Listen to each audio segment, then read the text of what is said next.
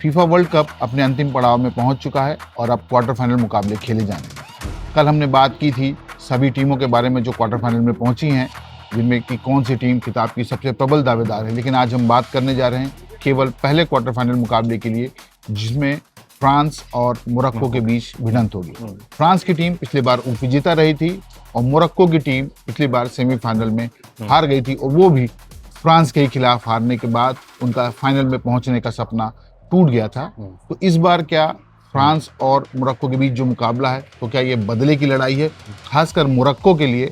और क्या फ्रांस एक बार फिर उस सपने को जीने की कोशिश कर रहा है जो उनके लिए अधूरा रह गया था? पिछले बार एम्बापे ने शानदार खेल फाइनल में दिखाया, लेकिन उसके बावजूद वो खिताब नहीं जीत सके। तो इस बारे में बात करने के हमारे साथ एक बार फिर श्रीधर है, तो आज हम डिटेल में बात करेंगे। तो श्रीधर, आपके लिए आज फेवरेट टीम कौन सी है फ्रांस और मोरक्को में? कि आपको क्या लगता है कि कौन सी टीम के पास आज एडवांटेज है होगा और वो ये मैच जीत सकेगी?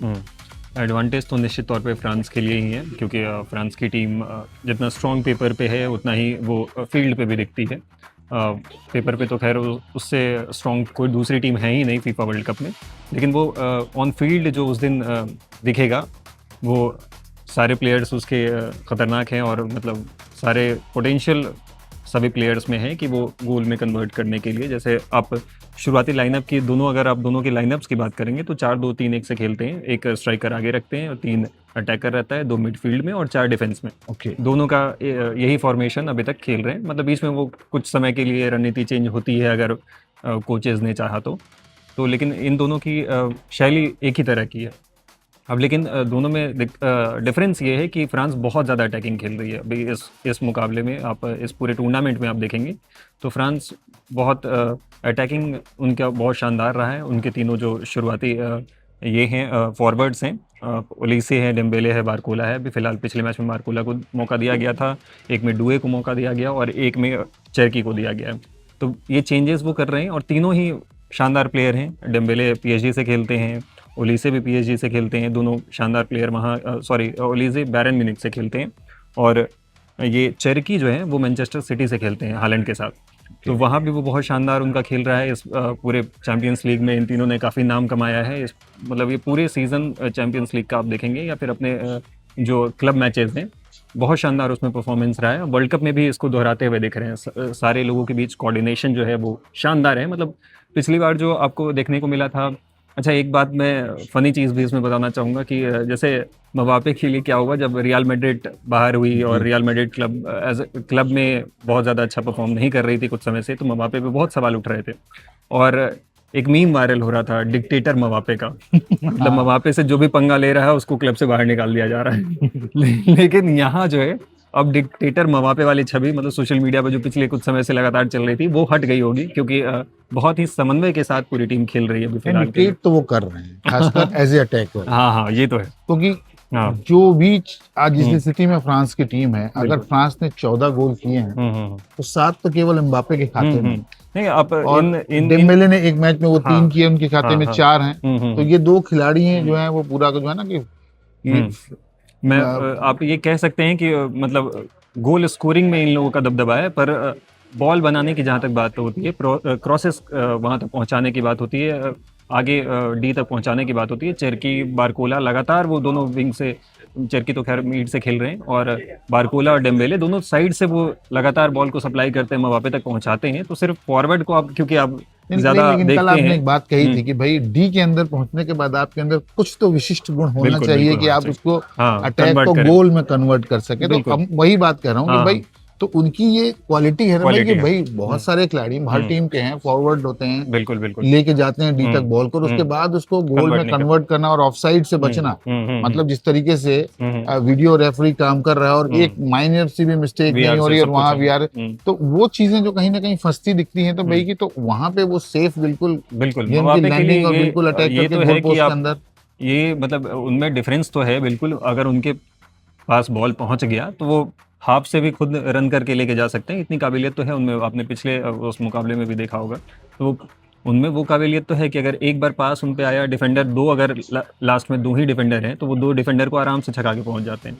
तो इतनी काबिलियत उनमें है ही, एक्स्ट्राऑर्डिनरी है ही, उसमें तो कोई सवाल ही नहीं है। मोरक्को की बात करेंगे लेकिन तो हम मोरक्को की ही बात करते हैं कि मोरक्को की टीम का भी प्रदर्शन अच्छा रहा। बिल्कुल। मोरक्को की टीम ने जिस तरीके से गोल किए हैं तो उन्होंने अटैक भी किया और गोल में उनके जो उन्होंने फेस भी किए हैं तो कम ही गोल हैं, और खासकर जो गोल उनके पड़े तो हैती के खिलाफ वो 2 गोल खाए, बाकी सब टीमों के खिलाफ ऐसा ही रहा कि वो एक गोल ही उनको Draw खाना किया। पड़ा, ड्रॉ किया या तो वो पिछली बार भी सेमीफाइनल में पहुंचे। बिल्कुल। तो इसे तुक्का तो नहीं कहा जाएगा कि एक बार नहीं। फिर वो नॉकआउट में वो खासकर खिताब के बहुत करीब बहुत तक करीब। पहुंचे और पहली अरब अफ्रीकन टीम थी जो सेमीफाइनल में पहुंची थी। बिल्कुल। तो इतिहास तो उन्होंने पिछली बार ही रच दिया था। बिल्कुल। एक बार उनको उस इतिहास को दोहराने का मौका, सेमीफाइनल में भी अगर पहुंचते हैं तो वो इतिहास ही होगा। बिल्कुल। तो उस लिहाज से अगर हम देखें कि भाई कि टीम में तो मजबूत है और कोई तुक्का नहीं है, तो कैसे उसको उसके लिए स्ट्रेटजी फ्रांस ने बनाई होगी या फ्रांस के लिए मोरक्को ने स्ट्रेटजी बनाई होगी, भाई हमको कैसे कंट्रोल करना है, खासकर उनकी जो 3 अटैकर हैं, जो तिकड़ी है उनको। तो अटैकिंग के लिए ही बेसिकली उन्होंने बनाया होगा। डिफेंस मोरक्को की स्ट्रेंथ है, गोल स्कोरिंग उनका ठीक है, लेकिन अब साइबेरी जो थे वो इंजर्ड होके बाहर हैं। फ्रांस से भी 2 टूअमेनी और थूराम बाहर हैं दोनों, तो वो 3 प्लेयर्स तो ऐसे बाहर हैं। लेकिन ये सेटबैक है मोरक्को के लिए ज़्यादा, क्योंकि वो लगातार गोल स्कोर कर रहे थे हर एक मैचेस में लगभग।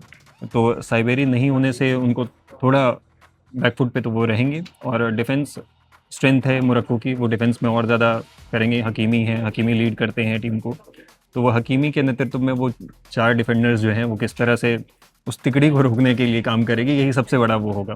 बाकी बात बॉल सप्लाई की बात करेंगे तो बीच में है बॉल डेडी है, लेकिन उस लिहाज से इन लोगों ने गेम नहीं दिखाया। कुछ अटैकिंग गेम खेले हैं उन्होंने। ब्राज़ील के खिलाफ भी 1-1 ड्रॉ खेला था, और एक और स्विट्ज़रलैंड शायद, तो 3-0 नहीं स्विट्ज़रलैंड नहीं, कोई दूसरी टीम थी, तो जो मतलब ग्रुप मैचेस में इन्होंने खेला था, तो 2 बड़ी टीमों के साथ इन्होंने 1-1 पे ड्रॉ खेला था, तो 1 गोल इन्होंने मारा। ये भी बड़ी बात है ब्राज़ील जैसे टीम के लिए। अगर ब्राजील को तो ड्रॉ पे रोका था। हाँ, तो ब्राज़ील के खिलाफ भी आप ड्रॉ खेलते हैं तो ये बड़ी बात है। तो अभी तक तो जो इनका सफ़र है उस लिहाज से इन्होंने मतलब अभी तक तो बढ़िया परफॉर्म किया। पिछले मैच में कनाडा को 3-0 से हराया। कनाडा खैर उस लिहाज से आप देखेंगे तो कनाडा से बहुत ज़्यादा बेहतर टीम है France, one of the contenders है वर्ल्ड कप की, तो उनके लिए चुनौती तो बड़ी है। अब वही है उस दिन कौन परफॉर्म करता है, मतलब आज जो रात है। नहीं तो ये तो मतलब ये तो फॉर्च्यून वाली फॉर्च्यून फेवर्स द ब्रेव। बिल्कुल। कौन ब्रेवरी दिखाएगा हाँ, आज, ये हाँ, वाली बात तो है। हाँ। लेकिन जो सवाल उठता है कि हमने स्ट्राइकर्स की बहुत बात की, लेकिन गोलकीपर के बारे में भी हमने बात नहीं की। बिल्कुल। हाँ, क्योंकि गोल बहुत 2 गोल खाए हैं फ्रांस ने पूरे अभी तक, अजेय रहे हैं। तो 2 गोल खाना तो कम से कम उनकी बात तो होना चाहिए कि भाई कि वहां तक विरोधी टीम पहुंचे और अटैक कर रही है टीम, और इसके बावजूद गोल को भेद नहीं पा रहे। 2 ही मौके ऐसे हैं। नहीं तो फ्रांस का डिफेंस भी बहुत शानदार है। आप कुंडे को देखेंगे, कामायनो को देखेंगे, सलीबा को देखेंगे, ये सारे तीनों स्टार डिफेंडर्स हैं, और ये तीनों बहुत समय से फ्रांस के लिए खेल रहे हैं, और ये इंग्लिश लीग्स में ज़्यादातर दिखते हैं। कुंडे शायद PSG से खेलते हैं, तो ये सारे स्टार डिफेंडर्स ही हैं। ये इनमें काबिलियत है कि ये लोग खुद अटैकिंग अपने, जैसे हकीमी का है कि वो राइट विंग से वो आगे तक लेकर बॉल को जाते हैं, इवन गोल तक भी वो मार देते हैं। तो वैसा ही इन लोगों में भी स्ट्रेंथ है, कुंडे में भी, कि वो विंग से या लगातार वो बॉल लेके आगे बढ़ते हैं छकाते हुए। तो ये सारी स्ट्रेंथ है इनमें कि वो डिफेंडर भी स्ट्राइकर की भूमिका में कभी कभी पहुंच जाते हैं। तो लेकिन इनका ये स्ट्रेंथ है। पहले इसमें ह्यूगो लॉरिस हुआ करते थे, बहुत बढ़िया गोलकीपर हुआ करते थे। अभी फ़िलहाल मैगन है, लेकिन लॉरिस का नाम बहुत ज़्यादा था, अभी मैगन अभी नए नए आए हैं और बढ़िया परफॉर्म कर रहे हैं अभी इन मैचेस में तो फ़िलहाल। लेकिन अब दोनों टीमों का एक बड़ा डिफरेंस है कि भाई दूसरी बार आप नॉकआउट में पहुंचे। फ्रांस की टीम 1998 में जब चैंपियन बनी, उसके बाद से 8वां वर्ल्ड कप है ये, और 4 बार वो फाइनल में पहुंचे, 2 बार चैंपियन बने, 2 बार रनर अप रहे, पिछले बार रनर अप रहे। तो कंसिस्टेंसी उस टीम के साथ, मतलब ऐसा नहीं है कि अगर एक बार आप चैंपियन बने तो उन्होंने उस पूरे उसको मोमेंटम को हमेशा कैरी किया। वो उस स्ट्रेंथ के साथ रहे कि हम जीतते हुए हैं, और हमको उसी अपने जो अपनी प्राइड है उसको, स्ट्रेंथ को बनाए रखना, और वो उसी स्ट्रेंथ के साथ, उसी मोमेंटम के साथ आते हैं। तो क्या ये उनके पास एक एडेड एडवांटेज है कि उनके पास फाइनल खेलने का ज्यादा अनुभव है, या नॉकआउट्स में खेलने का ज्यादा अनुभव है उनके पास? प्रेशर में और बढ़िया परफॉर्म करते हैं। अब देखिए पिछला फाइनल ही देख लीजिए, कैसे वो 3-0 से 2-0 से पीछे होने के बावजूद उन्होंने कमबैक किया, 2-0 पे वापस लाए, तीसरा गोल लगा, तीसरा गोल भी मारा भाई, 3-3 से बराबरी, 3-3 से बराबरी कर ली। तो ये मतलब अब कमबैक, जिस टीम में कमबैक का पोटेंशियल सबसे ज़्यादा होता है, वही सबसे खतरनाक टीम माना जाता है ऐसे फुटबॉल में, तो यही है। कि आप मतलब अगर 2-0 से मतलब 2 गोल्स हो चुके हैं आपके खिलाफ, अगर वहाँ से आप कमबैक कर रहे हैं तो बहुत भयंकर स्ट्रेंथ है आप में। जैसे अर्जेंटीना का पिछला मैच हुआ, नहीं, तो बहुत सारे मैच हुए इस बार तो, कई मैच हाँ, हुए जिसमें मतलब लोगों ने वापसी की, बहुत वापसी की, लेकिन शानदार। लेकिन एक फ्रांस के गोल लिए से कि वापसी फ्रांस ठीक है। को इस तरीके की स्थिति का सामना करना नहीं पड़ा, हाँ, बहुत अभी डोमिनेंट होगी खेलने, मतलब हाँ, तो अभी आप तक देखिए तो कि कभी पिछड़े नहीं, हुँ। जब हुए भी तो 3 गोल, 1 गोल या हुँ, तो 2-0, मतलब जो भी स्कोर लाइन है वो हुँ, इतनी डोमिनेंट है कि भाई 1 गोल ही खाना, 2 गोल खाना, मतलब कि हुँ। आपका डिफेंस भी स्ट्रांग है, डिफेंस आपका स्ट्रांग है, जो बिल्कुल है। अटैक भी स्ट्रांग है, हुँ। मतलब पूरी तरह संतुलित है पूरी टीम, कहीं बैलेंस मतलब मिडफ़ील्ड कहीं। में भी, आप मिडफ़ील्ड भी उनका देखें, राबियो और कोने हैं, बहुत शानदार प्लेयर है। राबियो भी इससे पीएसजी से ही शायद खेल रहे हैं अभी भी।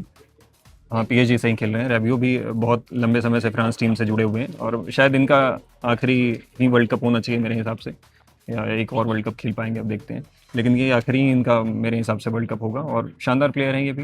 बीच में टोआमेनी भी मैं बता रहा हूँ, वो इंजर्ड हो गए, नहीं तो वो भी शानदार प्लेयर हैं। वो रियल मैड्रिड से खेलते हैं, तो इनका मिडफील्ड भी है, वो बहुत स्ट्रेंथ है। सारे सारे प्लेयर्स को आप, सारे स्टार्स प्लेयर लेकिन जब भरे पड़े मोरक्को के होते हैं लिए तो खासकर सवारी का बाहर होना कितना बड़ा झटका है। हाँ, है, बहुत बड़ा झटका है, क्योंकि वो लगातार क्रिएट कर रहे थे चांसेस, और जब उन तक पहुंच रहा था वो उसको कन्वर्ट भी कर रहे थे लगातार। जैसे हकीमी तो बहुत बड़े टीम से खेल के आए हैं, तो उनके पास स्ट्रेंथ है, वो लेके पहुंच जाते हैं डी तक, है ना, और लगातार पासेस करते हुए पहुंच जाते हैं। उसको कन्वर्ट करने के लिए कोई तो चाहिए। जैसे पिछले मैच में आप इनका मैच देखेंगे, स्विट्ज़रलैंड किसके खिलाफ खेल रही थी, स्विट्ज़रलैंड के मैच में, सॉरी, नॉर्वे के खिलाफ जो स्विट्ज़रलैंड का मैच चल रहा था, तो उसमें दिक्कत यही हो रही थी कि वो गोल को कन्वर्ट नहीं कर पा रहे थे, है ना, वो लगातार वो पहुंच जा रहे थे। नहीं, स्विट्ज़रलैंड के खिलाफ, अर्जेंटीना के खिलाफ स्विट्ज़रलैंड का मैच था शायद। देख हाँ, लो, मतलब अच्छा, ठीक है, जिसके खिलाफ भी मैच था, तो स्विट्ज़रलैंड का दिक्कत यही थी कि वो कन्वर्ट नहीं कर पा रहे थे वहाँ पहुँच के। तो बहुत सारी टीमों के साथ ये समस्या चांसेस बना होती रहे है। थे, लेकिन ये कि हाँ, गोल पोस्ट में अटैक बहुत, किया, गोल हाँ, कन्वर्ट नहीं हो रहा। चांसेस बना के और वो कन्वर्ट नहीं कर पाना, ये बहुत टीमों के साथ समस्या होती है अगर आपके पास स्ट्राइकर जो है वो बढ़िया नहीं हो, क्योंकि आप उतने भीड़ में उतना जल्दी फैसला लेना किधर मारना है, ये बहुत प्रेजेंस ऑफ माइंड आपको बहुत ज़्यादा हाई चाहिए उसमें। तो वो कुछ प्लेयर्स ही हैं जो एकदम एक बारी में आया तो हालैंड हो गए, मबाप्पे हो गए, ये सब प्लेयर जो हैं जो एक बार में कन्वर्ट कर देते हैं। तो ये समस्या तो होगी, ये मोरक्को के लिए बड़ी समस्या ये होगी, क्योंकि उनके स्ट्राइकर्स उनके पास नहीं है। लेकिन उनके पास हकीमी जैसे खिलाड़ी हैं, हाँ। डियाज हैं, अनाही हाँ, हैं, हाँ, ब्राहिम डियाज़ और बहुत बढ़िया तो प्लेयर है। ये कितना, मतलब उनके पास कितना, वो हुँ, लगातार दूसरी बार ये लोग खेल हुँ, रहे हैं हुँ। और खिताब के करीब हैं, बिल्कुल। और एक इतिहास तो लिखते ही हैं भाई कि हुँ, भाई कोई हुँ, अगर अफ्रीकन और अफ्रीकन। अरेबियन, मतलब हुँ, इस जगह से कोई टीम अगर हुँ। आके और इतनी दूर तक पहुंच जाए, हुँ, तो जहाँ पे ये चीज़ों को अभी लगा था कि भाई कि दूसरी हुँ, टीमों के लिए हुँ, यहाँ हुँ, खिलाड़ी खेलते रहें, हुँ, सक्सेसफुल होते, लेकिन उस हुँ, टीम के साथ जुड़ हुँ, के खेलना, हुँ, तो इनके लिए प्राइड तो है ये भाई, बिल्कुल, अफ्रीकन प्राइड की बात है। बिल्कुल, बिल्कुल। तो वो अफ्रीकन प्राइड को लेके कि भाई हुँ, हमें इतिहास रचना है, हुँ। तो वो कितना कॉन्फिडेंस देता है कि भाई हुँ, हम अपने आप को हुँ, साबित कर चुके हैं, और इस बार साबित करने के लिए कुछ नहीं है, तुक्का नहीं था, जिसे हाँ, बात मैंने पहले भी कही। बिल्कुल, बिल्कुल। तो वो कितना है कि उनको कितना मोटिवेट कर सकता है हुँ, ये फैक्टर कि हमारे पास खोने को कुछ नहीं है, हुँ, हमें तो बस हासिल करना है। हुँ, फ्रांस को हरा दिया हुँ, तो चमत्कार। हुँ।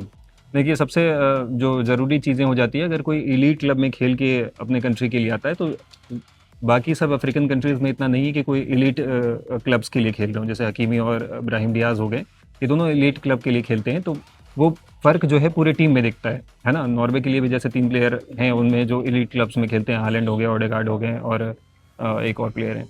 तो वो 3 जिस तरह से, अब कोई एलीट क्लब में खेल रहा है, तो उसको मैच करने के लिए बाकी प्लेयर भी आपको सपोर्ट करने लग जाते हैं। आप ट्रेनिंग सेशंस में बार-बार जाते हैं, आप स्किल्स दिखाते हैं, तो दूसरे भी आपको उस तरह से चीज़ें जो है क्रिएट करने की कोशिश करते हैं।